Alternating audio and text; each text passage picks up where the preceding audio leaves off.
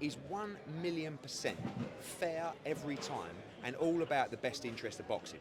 What he has done up there is he's called Robert Smith a scumbag. He has said that they've basically tried to just like jeopardise his fight, allowed Conor Benn to use gloves that could... It's not up to Robert Smith about what he's got in his contract with Seller. It's up to Robert Smith to approve a set of gloves that are approved by the British Boxing Board of Control, which are those gloves. I mean, you know, we were stopped from coming in the stadium. I'm listening to it going, I can't actually believe what I'm hearing. And I liked it because not everyone will get it, but I believe a lot of people are listening to that. I mean, you know, I wanted to speak about specific things up there, and I hoped once I told him what I wanted to speak about, he would at least let me do that. He didn't have the decency to even let me do that.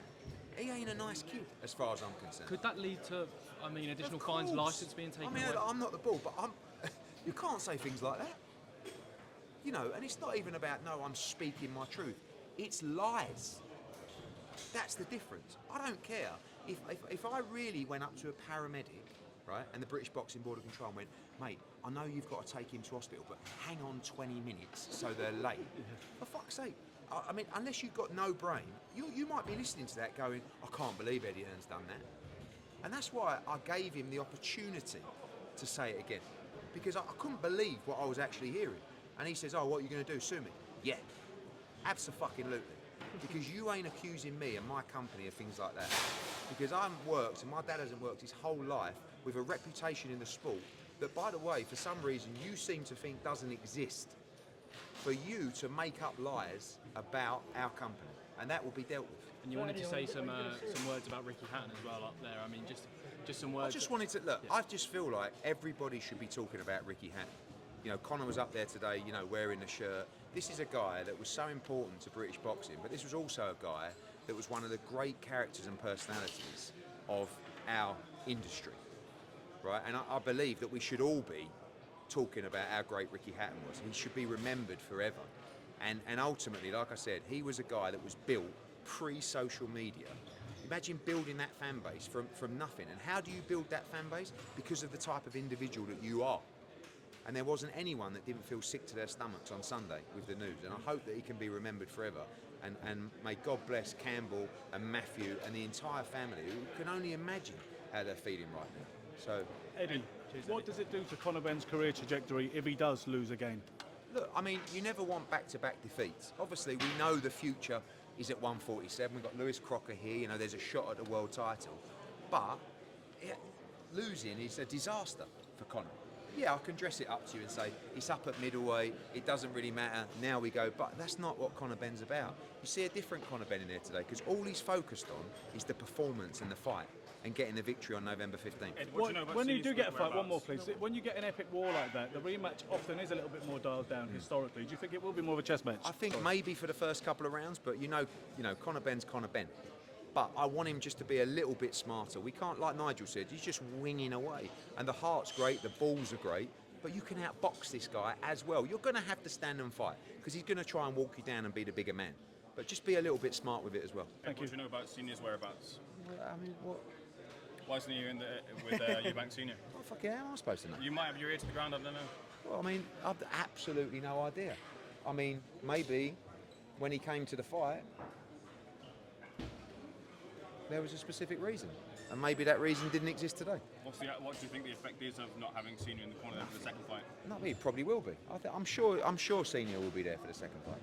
Eddie, just your thoughts on Terence Crawford's win against Canelo and becoming your three-weight undisputed? You know, I'm disappointed with myself, because I just thought that was what was going to happen the whole time.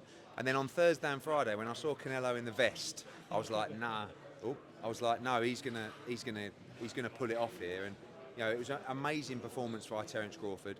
Yeah, I'm gutted for Canelo, but I'm actually pleased that Crawford is getting the opportunity to show how great he is, because his resume hasn't really allowed that. Don't get me wrong, he's got some good wins, but he could have beaten so many more of the elite guys from his era. And now that was a big win for him. I mean, he's 38 years old. And that, to do that at that stage was very, very impressive. Should Crawford retire? Sorry? Should Crawford retire? Do you know what? Someone said the other day, and it's very true, because I actually said it about Usyk. We've got a real tendency, haven't we, to kind of try and retire people off. Do you know what I mean? Like I said with Usyk, I think now he should retire. And everyone's like, Why do you want him to retire? It's like, I just think it's a great way to go out.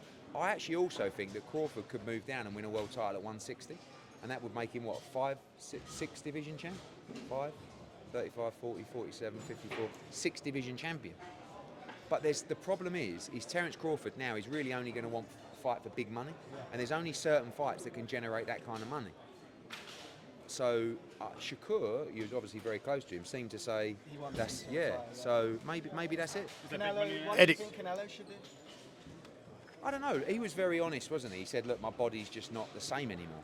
So maybe that's a sign that, you know. In answer to your question, Terence Crawford against Jaron Ennis, for me, is the best fight in American boxing. But it needs to be a payday for Crawford that would get him interested, because Crawford knows how good Boots is. And I'm not saying that Crawford thinks he's going to lose to Boots, but he knows that is a real fight. But for me, Boots is the new Crawford. We've just got to go out and get the fights to show how great he is. What do you think of Dana's comments regarding him leading to two of the biggest fights in boxing? And Well, I've answered that on aerial. I mean, firstly, if you call him Mayweather-McGregor one of the biggest fights, I mean, I know it did a big gate and pay-per-view, but let's be honest, it was an exhibition. And Terence Crawford against Canelo Alvarez wasn't his fight. It was Turki Al-Sheikh's fight that he was invited to be the promoter for. Turki put the money up, he made it happen. But Dana's going to be a force. You know, all this stuff like Eddie v. Dana. Oh, well, I've never said anything to disrespect Dana White. He's a tremendous promoter. They run an incredible business there. I just don't think he's going to be as good as me in boxing. Like if I went into MMA, I don't think I'd be as good as him. But that's just my beliefs and my confidence. But I invite that. And you're never going to hear me talk badly about him because I like the guy. But I'm very excited by the challenge. And I think it's great that he's coming into boxing. Let's see if he's got the heart and the engine for it. doesn't seem to be happening.